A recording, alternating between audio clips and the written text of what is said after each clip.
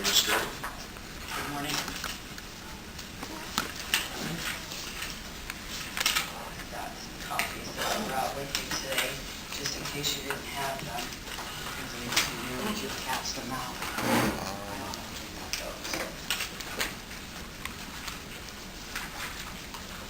Good morning to the board and Mr. President and to the new people in the committee. Since you are new, I'm just going to kind of give you just a brief of who I am. My name is Darla Sturdy. My son was killed by light rail in 2003, and he was 16. I passed a law in 2007 for safety on the crosswalks, and TriMet, after doing that, has to change 60 crosswalks to make them better for the public. I've worked with TriMet and the legislation and believe that TriMet's culture of safety needs to be changed. So that kind of gives you a little bit of an overview of who I am. I'm confused about Fred Hansen's letter dated March 2nd, 2010 that was addressed to the City of Gresham, Mayor Bemis, and myself. These are the letters that you're getting right now, the one from the city and the one from Fred. Fred Hansen indicated in this letter that TriMet initiated the 2009 accident review process by an independent. Let me clarify the actual chain of events. My safety expert and myself met with Rick Metzger and demanded movement on the TriMet safety culture and practices. Senator Rick Metzger arranged the meeting for us. TriMet was opposed to this meeting, but they finally took it. We had a meeting, although they were opposed to listening, and we did agree. They did listen, and we did agree for a follow-up meeting with Steve Benton, Shelley Lomax, and another TriMet representative. At the follow-up meeting, we gave TriMet specifics to convince them this review was necessary. One example, the name Cooper appeared to have 13 accidents in 12 years on the LRT report. That's light rail only, and was still a light rail driver. Only after showing them the facts like this, they did agree to the independent review. We gave them a list of accidents to review to prove our point. They said no, they would select them at random. Results of this view found that 1 out of 4 accidents were judged incorrectly. With this error rate, it produces a culture of accidents and does not prevent them. Fred Hansen's statement in this letter is very misleading if it is not an outright deception of what actually happened. This alone should be enough evidence for this board to pursue an independent citizen safety review board made up of safety experts. In a recap, 1. Fred Hansen withheld the letter from the City of Gresham, Mayor Bemis, and myself to you, the Board of Directors. 2. TriMet never informed you, the board, about the law that I passed requiring a safety study.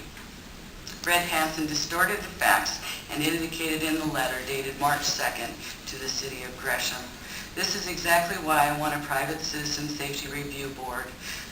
And if you ask Shelley Lomax, she was at all of these meetings that I did with TriMet, and you can talk to her. I've come to this board many times in hope that you would help so that other citizens don't have to live my life of losing a child.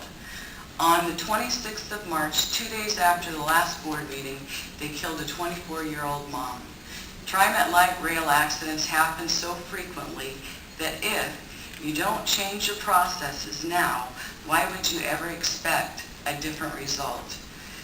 How can you accept 1 out of 4 judged being correctly? Again, I leave this in your hands to help change the culture at TriMet. My son had a saying, dream big. I still am in safety of others. I just ask you again, when I was here last month, Fred brought forward things that he talked to you about. He brought up light rail driver. He spoke about the changes that he was going to make. And at that time, he hadn't looked at the letter. He sent the letter out. He wrote the letter, sent it to you, the board. And so you really didn't have a chance to read the Gresham letter and then send us the letter. I did get back a response from Kelly because I'd asked if she had forwarded it to you.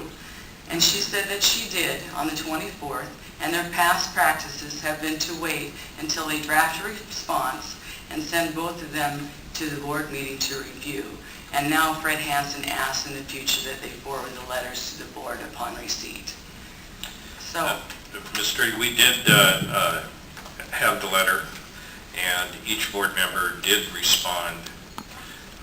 We had, I don't recall if we had a full consensus, but we clearly had a majority who had voted as indicated in the general manager's response back to Mayor Bemis.